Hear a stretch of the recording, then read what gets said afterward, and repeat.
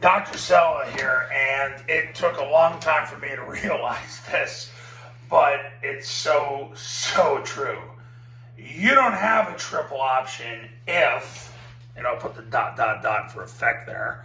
You don't have a triple option if all the defense is going to do is give you pull reads, because there is no triple option. All you're doing is running a dive.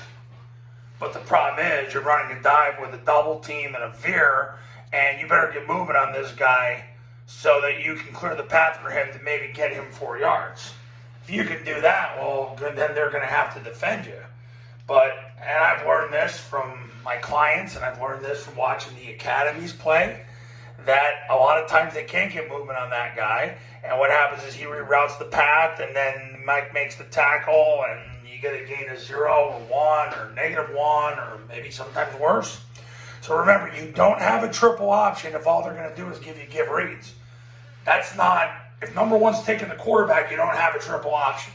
So you've got to force them to take your B back. Now, the first way is you get so much movement on the action key, they realize, well, this guy better take the B back or they're going to just run dive the whole game. And listen, you might get into games and high school DCs are not intelligent enough, and they'll just let you do that anyway. But, I mean, come on. What you have to do in modern times, and Army figured this out, is zone dive is what forces the pull read. So you bring the receivers in. You can do this out of heavy as well. Don't worry about, aren't they going to know what we're doing based on formation? Army, Navy, and Air Force don't care. Why would you?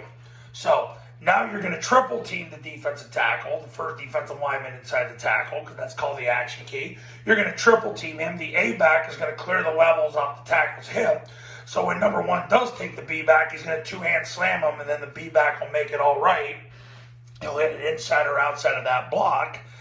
And then you've got the third guy in the surface, in this case the receiver, to block the mic if he gets over the top. So if they scrape exchange it, he's got the mic.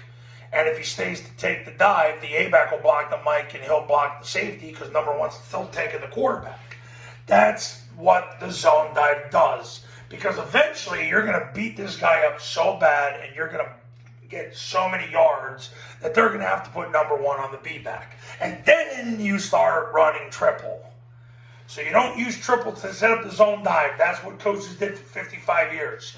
Army figured out you use zone dive to set up the triple. And Air Force has done the same thing as well.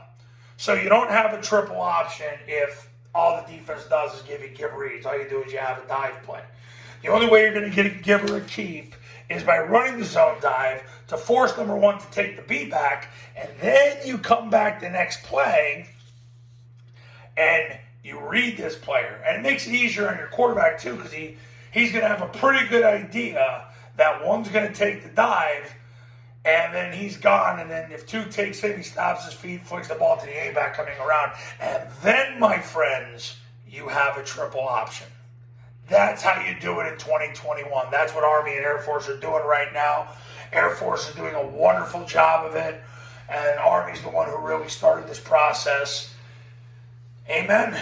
Amen. It's a great lesson to be learned. We've all got to reteach ourselves. Coaches, you want to win more games in 2021, you want to run the Army, Navy, Air Force modern day triple option offense, give me a call. My number's on the thumbnail of this video. So is my website, and I'll see you soon.